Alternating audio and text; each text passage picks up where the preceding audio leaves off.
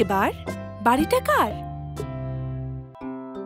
আমাদের সুন্দর একটি বাড়ি আছে। এখানে বাবা মা, দাদা দাদি, চাচা চাচি আর আমরা ভাই বোনেরা সবাই মিলেমিশে থাকি।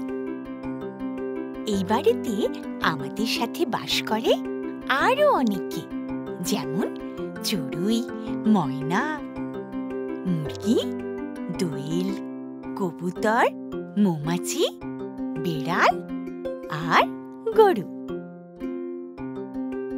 আমরা সবাই বলি, এটা আমার বাড়ি, এটা আমার বাড়ি। তাহলে বাড়িটা আসলে কার? চলো বন্ধুরা, দেখি তো সুন্দর এই বাড়িটা আসলে কার। বাবা বললেন, এটা আমার বাড়ি। এই বাড়ির মাটির দেয়ালে এক গর্তে বাস করে এক চড়ুই পাখি। তাহলে তো এই বাড়িটা ওই চড়ুই পাখিরও, তাই না? মা বললেন, এটা আমার বাড়ি। বাড়ির ছাদের ওপরে পড়ে থাকা গাছের ডালে একটি ময়না পাখি বাসা বেঁধেছে। তাহলে এটা কি তারও বাড়ি নয়? দাদি বললেন, এই বাড়িটা আমার। দাদিকে জিজ্ঞেস করলাম, আচ্ছা দাদিমা, তাহলে এই বাড়িটা কি খাঁচায় থাকা হাঁস মুরগিদেরও নয়? দাদু বললেন, আরে এটা আমার বাড়ি।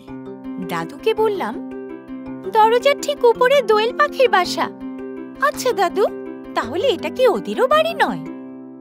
আমার কথা শুনে দাদির মতো দাদাও চিন্তায় পড়ে গেলেন।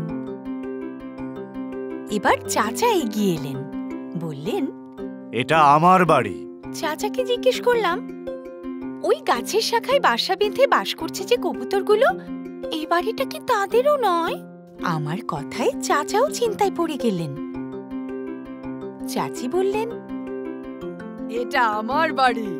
চাচির কাছে জানতে চাইলাম, তাহলে চাচি, আমাদের ঘরের এক কোণে মৌচাকে মৌমাছিরা থাকে, এই বাড়িটা কি ওদেরও নয়? চাচিও বেশ চিন্তায় পড়ে গেলেন। ভাইয়া বলল, এটা আমার বাড়ি। ভাইয়াকে জিজ্ঞেস করলাম, কেন ভাইয়া, বাড়িটা তোমার একার হবে কেন?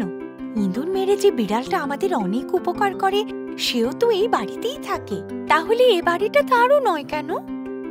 এবার আপু বলল, এটা আমার বাড়ি। আমি বললাম, এই বাড়িটা কি ওই চালার নিচে বসে থাকা গরুটারও নয়? আপু আর কিছুই বলতে পারল না, কেবল ভাবতে লাগলো। তখন সবাই একসাথে বলল, এটা আমার বাড়ি এবং আমাদের সবার বাড়ি। তখন আমি বললাম, ঠিক বলেছ, এটা আমার বাড়ি এবং আমাদের সবার বাড়ি। আমাদের সাথে আর যারা বাস করে, এটা তাদেরও বাড়ি। আমার কথা শুনে সবাই হাসতে লাগলো। আর আমরা সবাই একসাথে বললাম, এই বাড়িটা আমাদের সবার। চড়ুই, ময়না, হাঁস মুরগি, দোয়েল, কবুতর, মৌমাছি, বিড়াল ও গরু সহ আমাদের সবার।